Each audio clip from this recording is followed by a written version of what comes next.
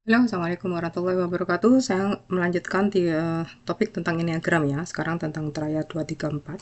Kenapa saya sangat ingin menyampaikan ini karena saya menemukan banyak hikmahnya dari mengenal Enneagram ini lebih mudah difahami daripada MBTI types yang ada 16 personality ya.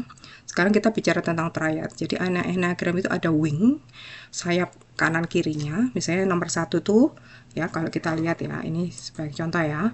Nomor satu itu wingnya bisa 9, wingnya bisa 2. Oke.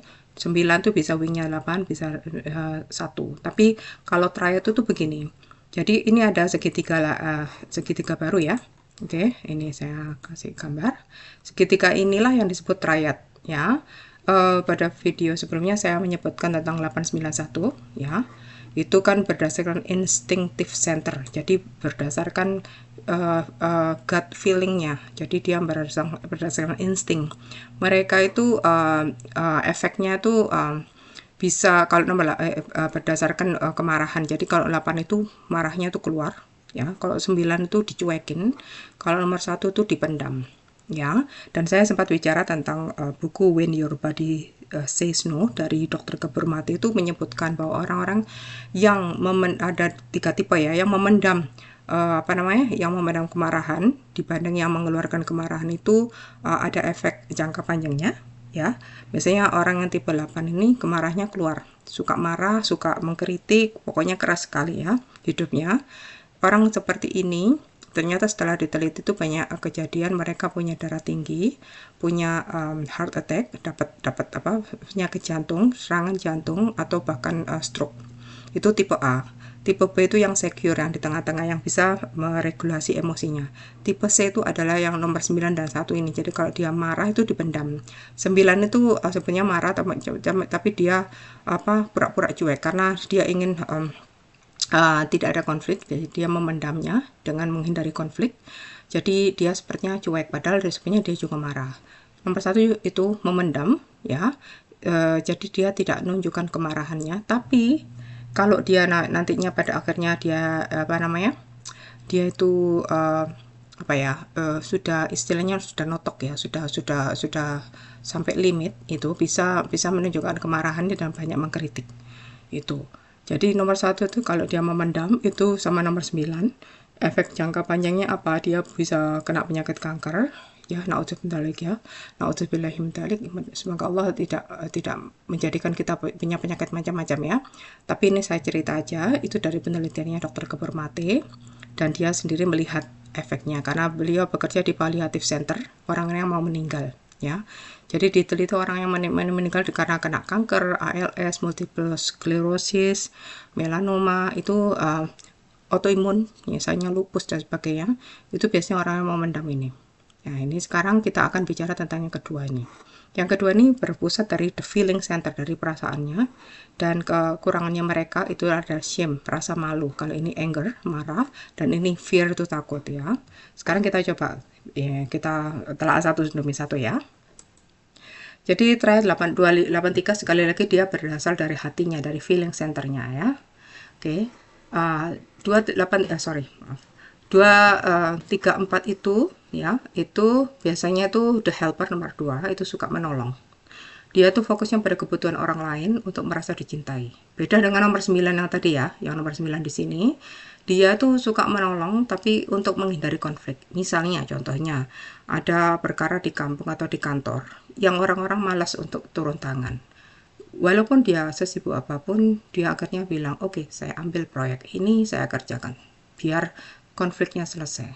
Itu bedanya dengan nomor 2, dia akan mau membantu itu karena dia ingin diterima, dicintai, dibutuhkan. Itu bedanya dengan nomor 9 ya.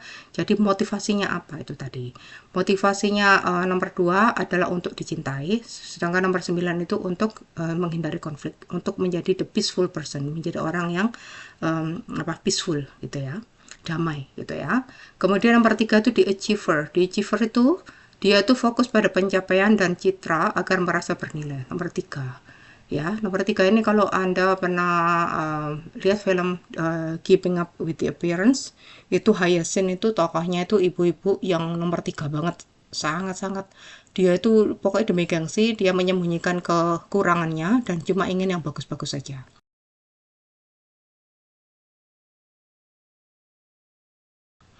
Dia ingin merasa bernilai, bahkan namanya pun Hyacinth Bucket kan, Bucket ya, kalau terjemahan apa bahasa Indonesianya, alfabet bahasa Indonesia. Dia minta dipanggil bouquet, seperti bouquet bunga bahasa Perancis, karena dia merasa malu dengan nama akhir nama keluarganya itu Bucket. Dia minta dipanggil bouquet, sampai seperti itu. Ini filmnya itu film serial, humor ya, jadi lucu sekali. Itu cuma untuk menunjukkan itulah orang yang nomor 3, sedangkan suaminya itu nomor 9. Dia tuh ngalah terus sama istrinya, pokoknya ceritanya lucu. Tapi saya jadi melihat nomor 3 itu ada dalam kisahnya Hyacinth ini. Nomor 4 adalah di individualis. Dia mencari identitas. Dia fokusnya pada keunikan dan kedalaman emosi agar merasa otentik. Orang-orang ini ya itu biasanya itu pendiam, tidak selalu pendiam sih, saya tergantung juga sih. Kalau dia 4, wingnya 3, ini nanti akan saya jelaskan beda, tapi sekarang saya jelaskan lebih cepat ya. Wing itu apa yang di kanan kirinya seperti saya bilang tadi. Kalau 4 itu wingnya 3, dia itu ingin unik, tapi dia ingin dinilai. Biasanya orang-orang kayak gini, misalnya artis, aktor, dia ingin dia terkenal. Nah ya, jadi dia mau menulis puisi, menulis menggambar pencur ya, menyanyi ya, dia itu ingin dikenal. Padahal ada banyak dari mereka sebenarnya nomor 4 yang benar-benar introvert. Jadi 4 itu nggak selalu introvert ya, tapi ada yang orang introvert, tapi karena dia punya wingnya 3, mereka tetap menyanyi, tetap main film, padahal dia aslinya introvert gitu ya. Nah, apa fokusnya dari 2, 3, 4 itu adalah penerimaan dan identitas diri. Jadi secara nggak sadar mereka akan berpikir, siapa aku di mata orang lain? Bagaimana aku bisa merasa berharga dan dicintai?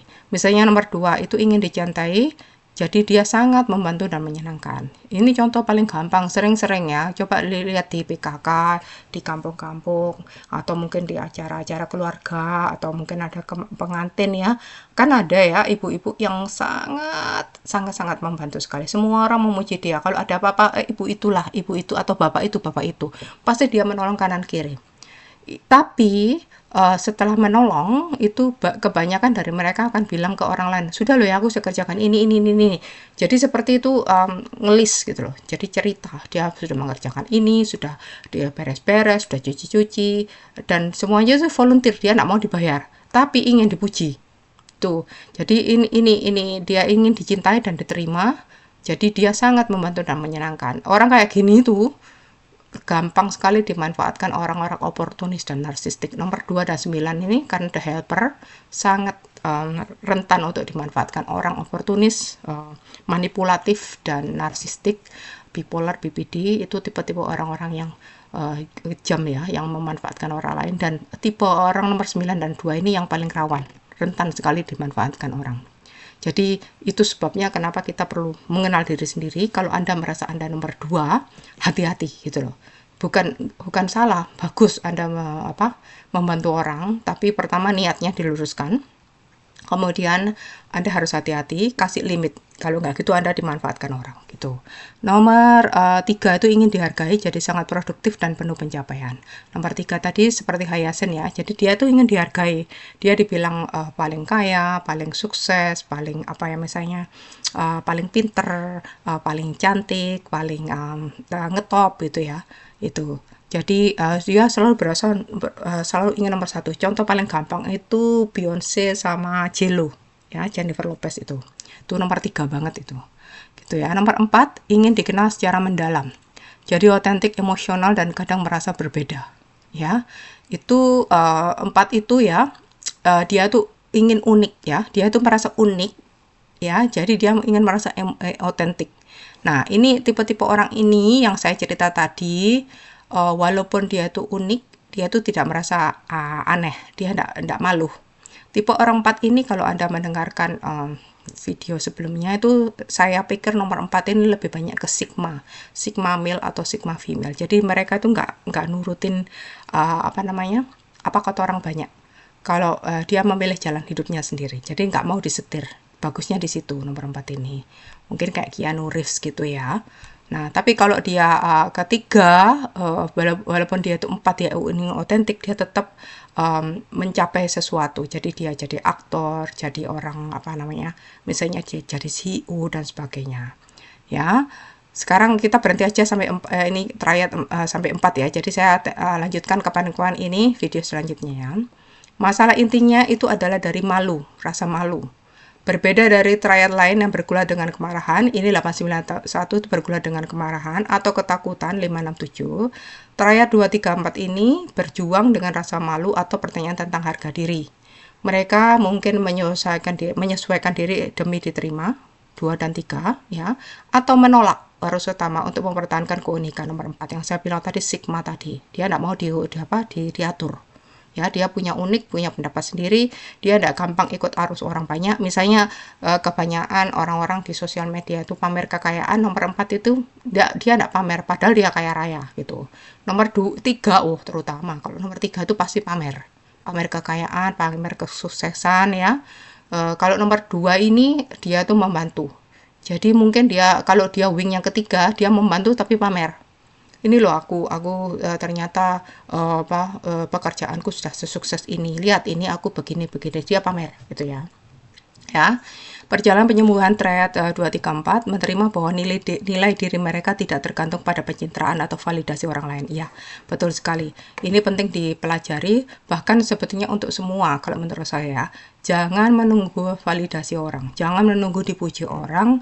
Jadi kalau Anda sukses, tidak perlu untuk cerita-cerita. Ini loh aku sukses seperti ini loh uangku banyak, ini loh rumahku bagus. Tidak perlu validasi, karena itu ya itulah, nikmati aja. Allah itu mencinta yang bagus-bagus, tapi tidak perlu dipamer-pamerkan gitu. Biasa-biasa aja. Makanya nomor 4 itu biasanya tuh humble, dia tuh down to earth. Dia tidak suka pamer nomor 4 ini. Keanu Reeves contohnya itu, kalau menurut saya loh ya, tapi bisa aja saya salah. Menyentuh perasaan dengan jujur, bukan manipulasi atau menyembunyikannya, dan belajar mencintai diri apa adanya, bukan karena peran yang mereka mainkan. Ini berjalan penyembuhan triad 234, oke? Sekarang kita kembali interaksi dalam 234 ya.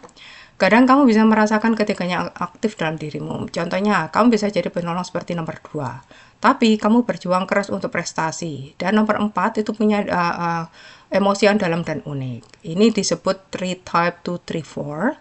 Jadi dia orangnya sangat emosional, ekspresif, dan penuh kasih. Saya sangat sadar akan bagaimana orang melihatmu. Jadi apa yang dilakukan itu demi pencitraan. Kebanyakan orang kayak gitu demi pencitraan. Terutama yang paling kuat nomor 3. Dia harus kelihatan bagus, benar. Sampai-sampai di filmnya Hayasen itu lucu sekali. Ayahnya itu mabuk dan ditemukan mabuk. Pokoknya dia merubah ceritanya seolah ayahnya itu seorang hero gitu. Karena dia ingin dipuji, dia malu. Ya, pada hal-hal yang negatif dia malu, jadi dia cuma ingin dipuji gitu ya. Refleksinya, apakah aku berbuat baik karena benar-benar ikhlas atau ingin disukai? Ini untuk orang nomor 2 itu ya. Apakah aku mengejar prestasi agar merasa berharga? Ya, nomor 3. Apakah aku merasa terlalu berbeda hingga tak ada yang benar-benar memahami aku? Nomor 4. Apa yang terjadi jika aku tidak berhasil atau tidak disukai? Apakah aku merasa cukup? Ini refleksi buat nomor 2, 3, 4, oke? Oke, jadi sekiranya itu dulu triad 2, 3, 4. Saya akan lanjutkan nanti triad 5, 6, 7. Kemudian saya akan bicara tentang wing. Dan kemudian subtype tentang enneagram. Semakin kita mendalami setiap enneagram semakin bagus. Jadi kalau Anda ingin jadi posisi Anda lebih tinggi, menjadi supervisor, manager, atau bahkan punya perusahaan sendiri, jadi menjadi big boss gitu ya. Kalau Anda tahu tipe enneagram anak buah Anda, itu bisa membantu Anda untuk mengarahkan anak buah. Karena Anda tahu motivasinya setiap enneagram itu berbeda, ketakutannya berbeda. Kemudian kalau Anda misalnya ingin menikah atau sudah punya anak, itu kenali ya istri Anda, suami Anda, anak-anak Anda itu enneagramnya bagaimana. Jadi Anda bisa mengarahkan mereka dengan kebaikan, itu caranya bagaimana tidak menyinggung itu. Kemudian kalau bertetangga atau ya pokoknya ini tentang relationship ya, tentang hubungan kita dengan sesama manusia gitu. Kalau kita tahu enneagram tiap orang, kita jadi tahu, oh ternyata memang betul ada orang seperti ini. Karena kadang-kadang kita terkaget, kok bisa ya ada orang yang bantu banget tapi minta dipuji. ya. Orang kayak gini kan, kalau kalau kalau saya dulu kaget gitu, ada orang kayak gini, munafik banget, bantu tapi minta dipuji, mending aku nggak minta bantuan sama orang itu. Tapi setelah saya menemukan enneagram ini, saya jadi tahu, oh ternyata memang orang ini bukan satu-satunya, jadi ada orang tipe-tipe seperti ini. Dan karena enneagram ini sangat kuno, lebih kuno dari MBTI type, jadi sudah apa namanya, dipakai sejak zaman Sufi, itu saya rasa itu sudah diteliti bertahun-tahun ya. Nah, dan ini jangan lupa loh, Nabi Muhammad itu kalau dimintain nasihat itu per orang itu nasihatnya beda-beda. Misalnya ada orang yang baru masuk Islam minta tanya sama Allah, Rasulullah, nasihati saya satu aja Rasulullah yang bisa saya pakai seumur hidup. Dia bilang jangan marah. Kemungkinan orang ini adalah tipe Enneagram 891 karena dia punya masalah dengan kemarahan. Ya kan? Ada juga yang ini apa namanya? Orang yang dia tanya Nabi Muhammad jangan suka menghina gitu. Itu mungkin dia suka mengkritik, nomor satu suka mengkritik orang, tiga ini suka menghina orang gitu, bisa juga loh ya. Jadi itulah, jadi Nabi Muhammad itu tahu ya, namanya Nabi, dia punya insting orang ini seperti apa. Ada juga yang dikasih tahu, hati-hati kamu jangan pegang uang banyak, jangan pakai uangnya umat itu. Jadi dia Nabi Muhammad sudah tahu instingnya. Mungkin dari situlah akhirnya enneagram ini ditemukan oleh orang sufi, karena mereka tahu kekurangannya orang itu apa. Dan bagusnya apa? Kalau kita jadi tahu dari enneagram ini, kita jadi tahu kekurangan kita, kita memperbaiki diri. Oke, oke, sekian aja dulu. Semoga berguna. Nanti kita lanjutkan dengan video-video selanjutnya. Terima kasih sudah menonton. Assalamualaikum warahmatullahi wabarakatuh.